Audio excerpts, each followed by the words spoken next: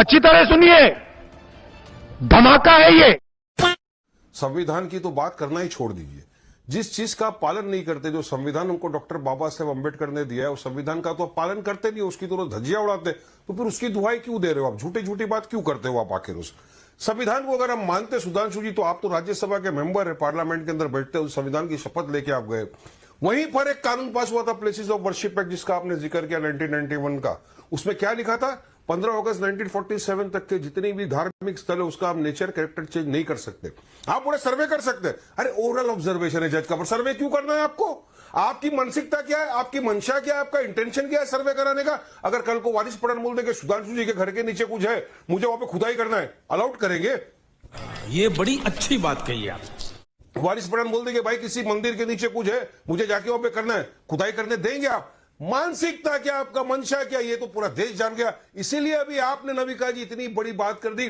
800 साल पुरानी अजमेर शरीफ की दरगाह ख्वाजा अजमेरी की, जहां पर मैं समझता हूं कि जवाहरलाल नेहरू जो पहले प्रधानमंत्री थे, वहां से लेकर आज के प्रधानमंत्री नरेंद्र मोदी तक जितने प्रधानमंत्री रहे, सबने वहां की मान्यता रखी, वहां पे सम्मान दिया, वहां पे चादरें चढ़ाई।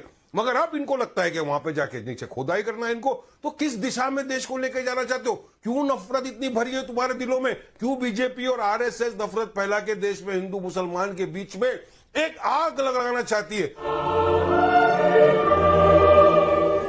मगर आपके खुद के सर संचालक, आपके बॉस वो मोहन भगवत बोल रहे हैं कि क्या जरूरत है मंदिरों में जाके, मस्जिदों में जाके आपको शिवलिंग ढूंढने की। उसकी बात भी आप नहीं सुनते। मगर मैं पूछना चाहूंगा, उन्हीं के इशारों पे तो सब हो रहा है। वारिस पठान, आप अफवाह फैला रहे हैं। आप अफवाह फैला रहे हैं। अजमेर में खोदने की, सर्वे करने की किसी ने इजाजत नहीं दी।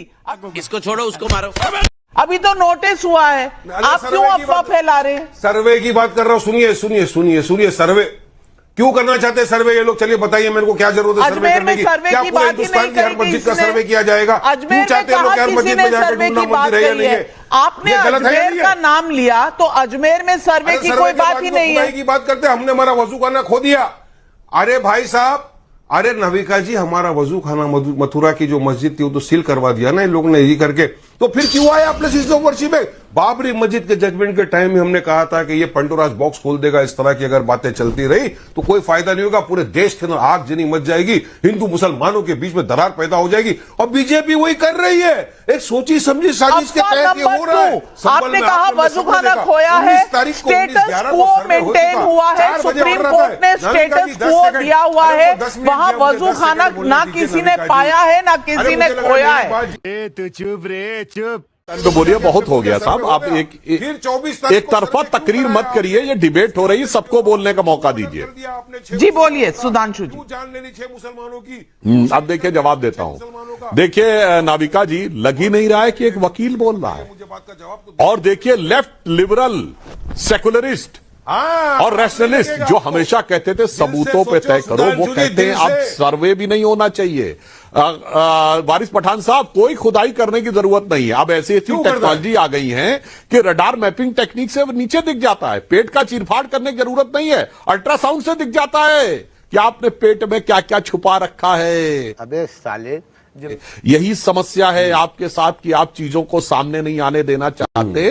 अरे भाई, कौन कह रहा है कि आप अपनी वल्दियत बदल लीजिए? जो स्वरूप है वही रखिए, बस ये पता तो चल जाए असली वल्दियत क्या है। यहां समस्या यह महोदय कि अब नई नई टेक्नोलॉजी आती चली जा रही है। खुदाई पे तो आप पता कराने में लोगों की जान ले लेंगे के ऊपर, जब पता कराने में लोगों की जान ले लेंगे, मुसलमानों को मार डालेंगे, तो बगैर खुदाई के पता लग गया। चिंता मत करिए, कुछ समय में ऐसी टेक्नोलॉजी भी आ जाएगी कि सैटेलाइट से भी पता लग जाएगा नीचे क्या है, ड्रोन से पता लग जाएगा नीचे क्या है। चिंता मत करिए मेरे भाई। जैसे 40 साल पहले कौन किसका बाप है ये यकीनी मामला था, डीएनए टेस्ट से चंद दिनों में पता लगता है। और नाविका जी, ऑन द लाइटर नोट में कहूंगा, इनको दर्द इस बात का हो रहा है कि अंततः अगर सर्वे, जांच और साइंटिफिक जांच हो गई तो, ऑन द लाइटर नोट कहता हूं, पुरानी फिल्म थी ना कि अमर अकबर एंथोनी, अमिताभ बच्चन और ऋषि कपूर और विनोद खन्ना जी की।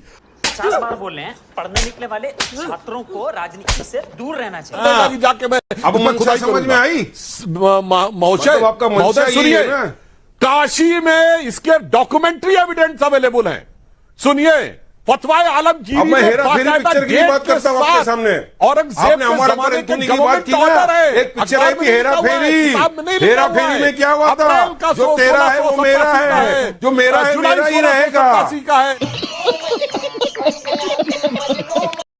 और उसके बाद उन गवर्नमेंट ऑर्डर्स का प्रूफ है, फिर बीच में डिस्टर्ब करने लगे। जैसे ही अनकंफर्टेबल फैक्ट आया, क्या करें, मजबूरी है, क्योंकि ये देश। अरे आपने हमारा अकबर एंथोनी की बात की, मैं हेरा फेरी की बात कर रहा हूं, तो बीजेपी मास्टर है मुसलमीन हेरा फेरी करने में। मजलिस इत्तेहादुल मुसलमीन जो देश की सबसे सेकुलर पार्टी है, उसका प्रवक्ता लॉयर होकर यह कहता है ना किताब देखी जानी चाहिए, ना गवर्नमेंट ऑर्डर देखा जाना चाहिए, ना सबूत देखा जाना चाहिए, ना जांच होनी चाहिए, और उसके बाद जो है वो मान लिया जाना चाहिए। हम तो कह रहे हैं सिर्फ जांच हो जाने दो, काहे घबराते हो, मगर सुनिए, संविधान की बात कर रहा है, प्लेसेस ऑफ वर्शिप एक्ट की बात कर रहा है, मगर जो जो टेक्नोलॉजी आगे बढ़ती जा रही है, संविधान की शपथ लेकर बैठा हुआ चला जा रहा है। वो बोलता है मैं नहीं मानूंगा प्लेसेस ऑफ वर्शिप एक्ट, वो बोलता है मैं मेरी आस्था की बुनियाद पे काम करूंगा।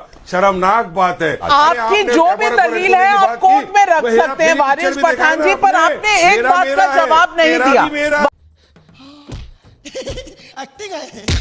वारिस पठान जी, सुधांशु त्रिवेदी जी ने एक बात उठाई थी, उसका जवाब आपने नहीं दिया। प्लेसेस ऑफ वर्शिप एक्ट में आपने 1947 का कट ऑफ डेट लगा दिया, लेकिन वक्फ बोर्ड तो कितने सेंचुरीज पुराना का भी लैंड ले सकता है, इसका जवाब दीजिए ना। सर्वोच्च